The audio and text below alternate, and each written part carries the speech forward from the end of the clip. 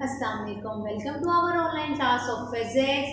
Today we will start our article 4.2, that is on your book page number 86 and 87, addition of forces.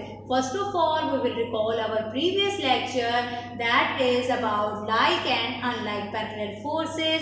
Like parallel forces that are parallel and having same direction. For example, weight of apple in a bag acting along the same direction, downward direction. And unlike parallel are that forces that are parallel but having opposite direction. For example, F1 and F2, as you may see in the figure, both are parallel but have opposite direction. Also, if we hang an apple with a string, then weight of apple is acting in the downward direction and tension in the string in the upward direction. These are the examples of like and unlike parallel forces. Okay, now basically our article is addition of forces.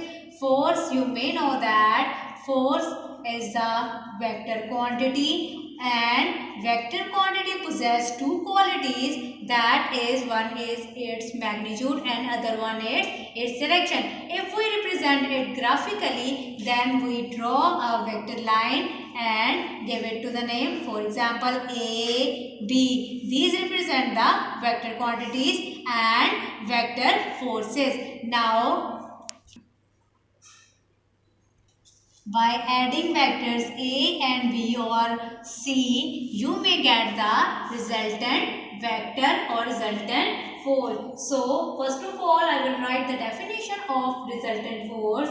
A resultant force is a single force that has same effect as the combined effect of all the forces to be added.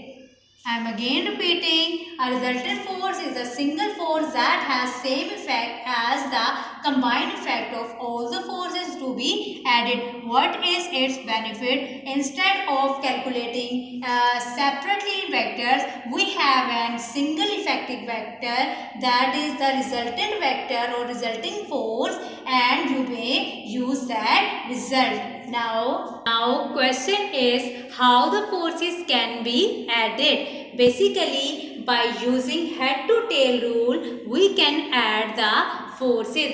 The head to tail rule is the graphical method to add the vector. So, I will discuss in the point form the rules of points of head to tail rule.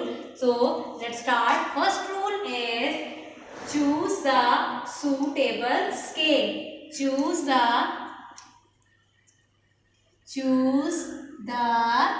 suitable scale.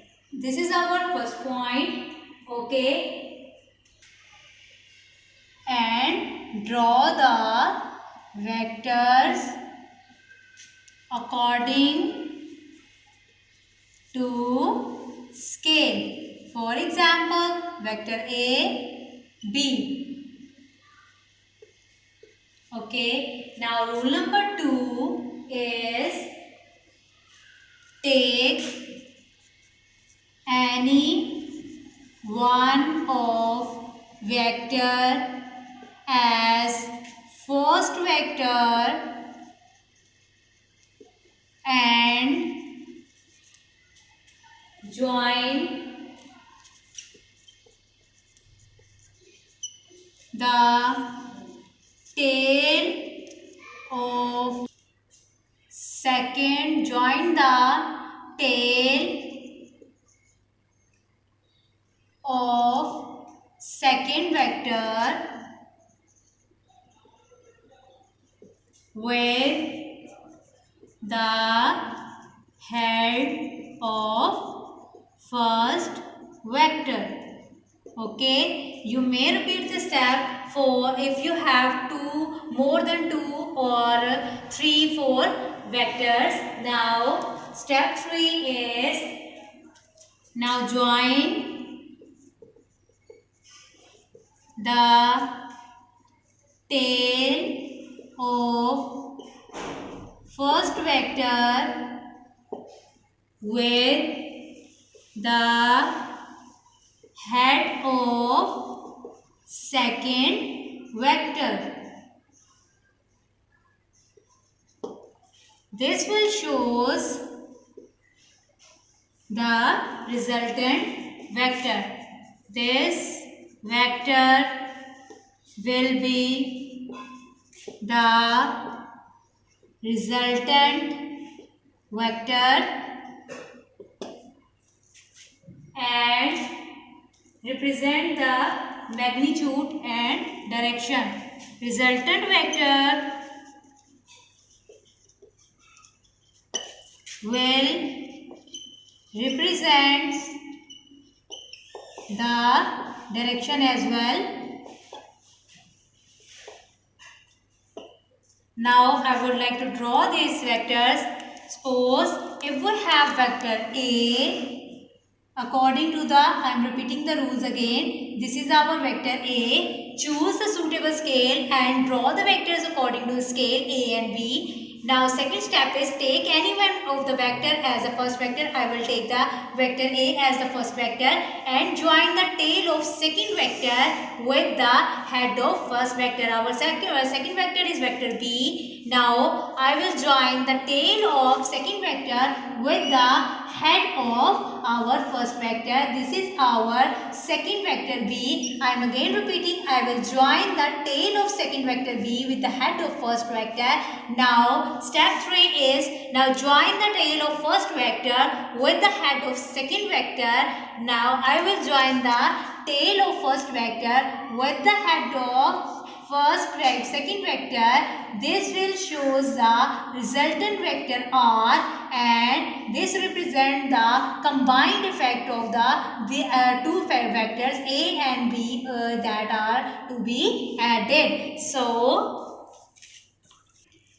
open your book page number 87. This yellow box shows the important note for the MCQ. It should be noted that head to tail rule can be used to add any number of forces. This is your MCQs, that how many vectors can be added through the head to tail rule. The answer is, the correct option is any number of forces.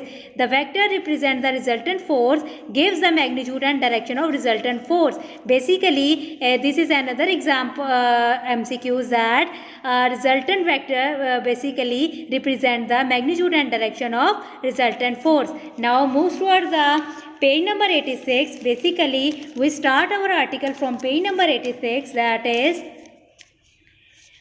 force is a vector quantity. Underline this line. It has magnitude and direction. Underline this line also. This is also our MCQs. The forces that are added by ordinary arithmetic rules. When the force is added, we get the resultant force.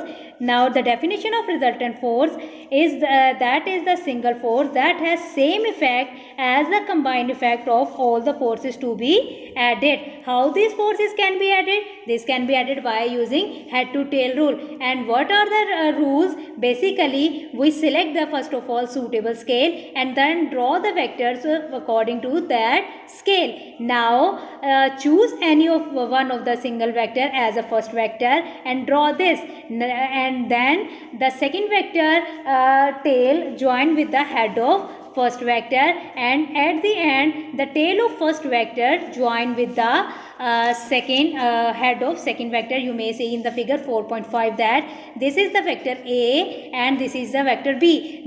You may see that the tail of vector B is joined with the head of vector A, and the tail of vector A is joined with the head, the tail of vector B joined with the line and with the head of vector B, and this represents the resultant vector, or that will be represent the resultant force. Now, examination point of view, this is also the important short question, two important short questions that define resultant force. Basically, the definition is the resultant force is a single force that has same effect as the combined effect of all the forces to be added. And the second short question is define head to tail rules. You have to write the rules. I have to show down these rules. You may write it also.